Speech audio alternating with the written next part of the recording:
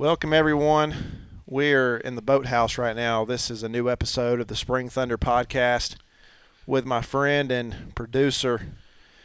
Right now, he's the hunter, Bryan Brown. Right now, I'm in my element. Right now, this is where Bryan wants to be. This is where Bryan's been begging to go since we started Push turkey off hunting. right there. Watch out for your GoPro. All right, let's get serious now. This is awesome in here. That turkey may be on the ground. That's why you gotta stay after it. Yeah. Well, everybody calm down. Got the left. I'm gonna kill a turkey, no matter what it takes. Dang, lady, y'all look about what's awful high. Good. That federal TSS made them look pretty good. This is awesome in here. We're done. We're tagged out for the day. Well, that is a mangled, beat up head right there now. How happy are you? To be out here, Yeah. very happy. Man, Bryan loves to turkey hunt, but the man loves to fish, and he's been begging me to go fishing. And I'll be honest, I grew up fishing a little bit just on our pond, but I've never been a big fisherman. We're about to change that right now. Man, I've been out here the last 2 times I've been on this lake. I have not even had a nibble. That ain't good because it's loaded. chock full of them. It's loaded in here. Yeah, we figured we'd just do something different instead of the typical standard sitting in an office somewhere, podcast or fishing. Yeah. You know, and this morning we had a really good hunt. We actually had 3 longbeards pretty much right off the bat. I mean, we were kind of searching and went to one area this morning and was seeing if there were some birds on the roost, and we didn't hear anything. Then we went to where we knew some birds were, these particular 3, and we knew kind of the road that they were on, but we just, you know, we didn't really know exactly where they were roosted. You know, some of the birds on this particular piece of property that we've been at, we know where they are, but these we had not hunted yet first thing in the morning. Yeah, we hadn't hit them in the morning, but that's the 3 that we got on right before dark as they were about to go roost. And it was the same scenario the other day as it was this morning, where they just they came in, and for whatever reason they saw something they didn't like or whatever, and came in just outside of gun range, and then decided to turn around and go the other way. And that was the same kind of deal this morning, but we did have something pretty cool happen. Yeah, we did. Morning. Yeah, we did. It was, you know, those turkeys they're working, which is good. You know, a lot of these turkeys, the reason why we've had a lot of success, I feel like so far this year, is every year's a little bit different. You know, how it starts off, what kind of mood these birds are in. But I feel like this year in particular, oh, you had one. Yeah, he knocked the fire out of it. I feel like this year in particular, though, we've had such a good year. Philip, Drake, myself, you, my little brother, Dad. You know, we're off to a pretty fast start. It seems like a lot of these hens are already going to nest. You know, a lot of these gobblers that we've started off with and we're able to get gobble, you know, we haven't had hens to compete with. And I feel like that's really been the difference maker. But it seems like the last maybe week or so, it's been a little different. I think the last 3 or 4 days, a lot's changing. And I'm no expert on knowing the turkey's breeding cycle, but it definitely seems like in the last 2 or 3 days things have changed. And you know, all throughout the season, we've had a warm spring, and I think that has a lot to do with it. It seems like the warmer weather. You got a backlash? It started out with a backlash. Okay. All right. But no, this ain't good right here. I'll fix it. Go ahead. But it just seems like the warmer weather, because I'm comparing it to last year, where it started off. We had pretty cold, miserable weather to start out turkey season, and it just didn't seem like the turkeys were really responding and gobbling and coming in and doing all the things right. But it seems like this year with the warmer weather, it's really kicked them into gear pretty early. It seems like, and I don't know if you can recall, but I can't recall in Georgia or Alabama, at least when we were together, that we've called in a turkey and it been a single turkey coming in by himself. It's always been at least 2 or 3. Yeah, it has. It has. Yeah, these birds are still grouped up a little bit. We haven't called in a single bird yet So this year. it just seems like you always kind of get one of those turkeys out of the group that just doesn't quite like the situation, and they'll turn around and keep going to do their thing. And unfortunately, I feel like with these 3 turkeys too, the ones from this morning, we had them 2 days ago, kind of the same thing, middle of the afternoon, 2 hours before fly up. And it seems like the case with that was you and I had been around that property the entire day. And for whatever reason, the woods were quiet. There wasn't a whole lot, even just birds chirping. There wasn't any birds chirping, birds gobbling. And, we covered a lot of ground. We started at, a little bit after lunch. And then we don't think we struck those birds till about 5:30.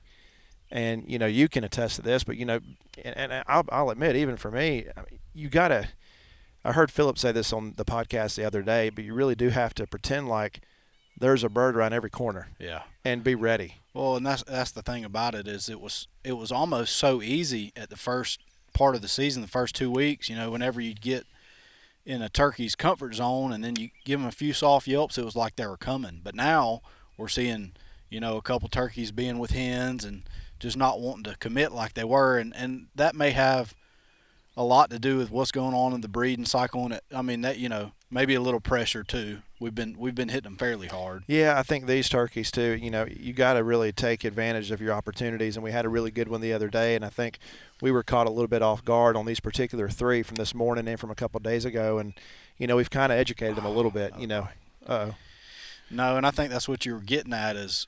And that wasn't the intent. Obviously it's never the intent, but we were caught off a little bit. With those turkeys, and they gobbled, and the kind of the unexpected happened. But for turkey hunting, you only get so many opportunities. These birds get educated pretty quick, and you have a lot of good opportunities early in the season. When these birds don't really know what's going on, and we just caught a really lucky period with their breeding cycle, and hopefully we give those birds a few days for a rest and go back in there and try it again. Yeah, and I think kind of the point that you were getting at is that you always got to be ready. You got to act like every time you call there's a turkey right there. And that's something, if you don't learn that from Philip Culpepper when you go with him, you'll never learn anything, because he is the most intense, just acts like there's a turkey around every corner. And that's the deal is that's why you hunt all day, is because you are gonna run into a bunch of turkeys that don't want to cooperate. They got hens, they just don't want to commit. But it's all about finding that one that does want to commit, and that could come any time of day. Yep. No, you're exactly right. It just doesn't.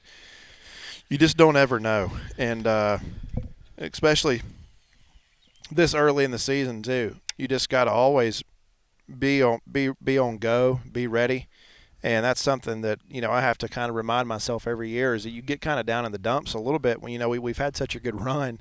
That when you have like a little stretch like we're on now, where maybe it's a little slower, you kind of second guess or question. Kind of get into a lull, like the other evening where we had those 3. I kind of already wrote the day off as to being it was just not going to work out, and then, right. And then we strike those 3 up right there, and almost like we were sitting on the cart when it happened, and it was almost like you couldn't move because they were so close. And had we not been lulled to sleep like that, yeah, may have been in a better situation. Yeah, we could have. I think it would have been maybe a little bit of a different situation, but at least we know those turkeys are there. They're gobbling pretty good. It's 3 longbeards together. It's actually a pretty big group of turkeys. They got jakes with them too, and they had a hen with them today. And let's talk a little bit about today again, though, because I've never seen anything like that. Juice.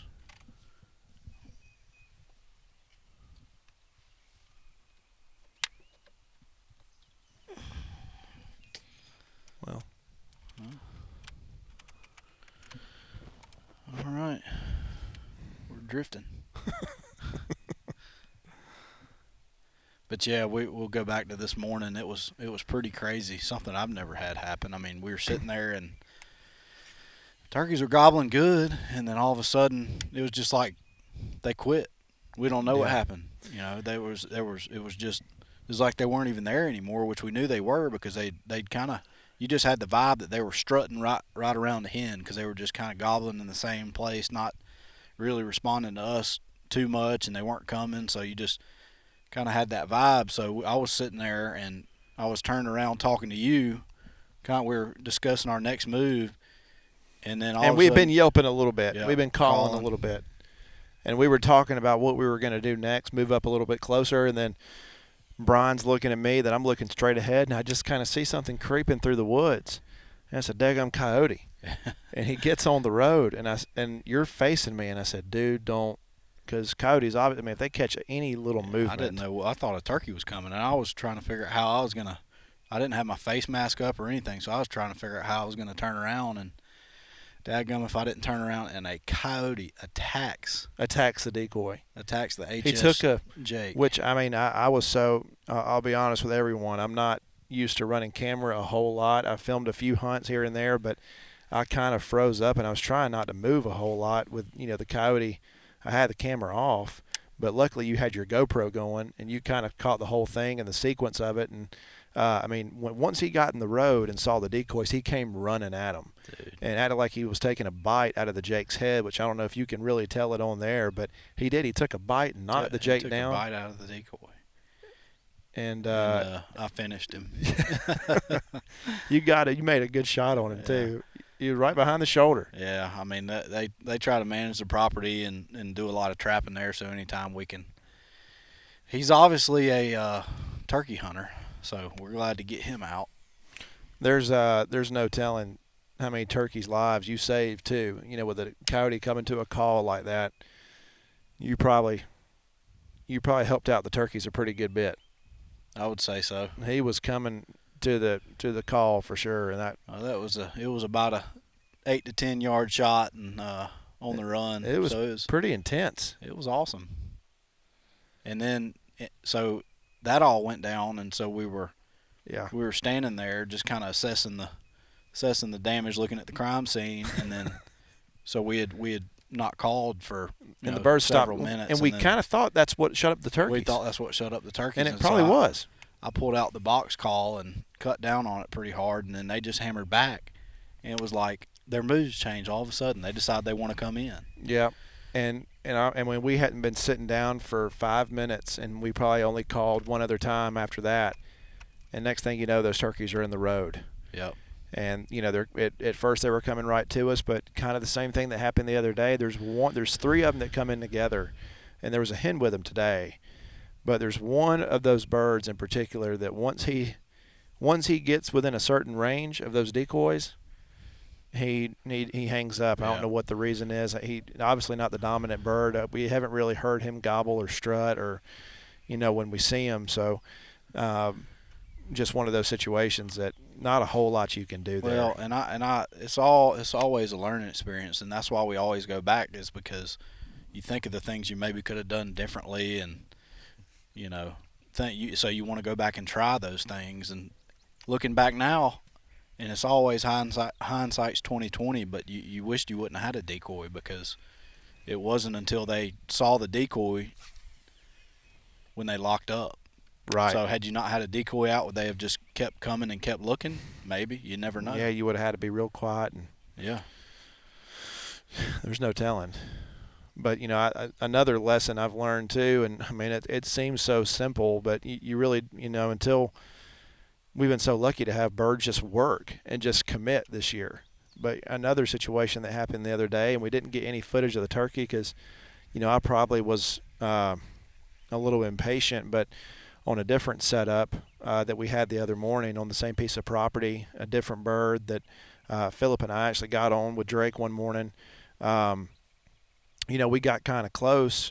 We closed in on him off. He was gobbling good on the roost, and then hit the ground and was gobbling just about every time we started calling, and was kind of in the same spot. And we went quiet on him, but we decided to move. Yeah. And we moved up probably 80 to 100 yards, and next time he gobbled, he was right on top of where we were set up, where we were, and that's just how it goes sometimes. And we had been messing around with him for probably half an hour, and he was just standing there, but just going quiet on him, and just should have been patient and just waited. And that's one of those situations where you felt like if it was 2 weeks ago, he'd have been coming, and you'd have killed him right there within a few minutes. But it's just for whatever reason their moods change, and you have to adapt and change your tactics with them.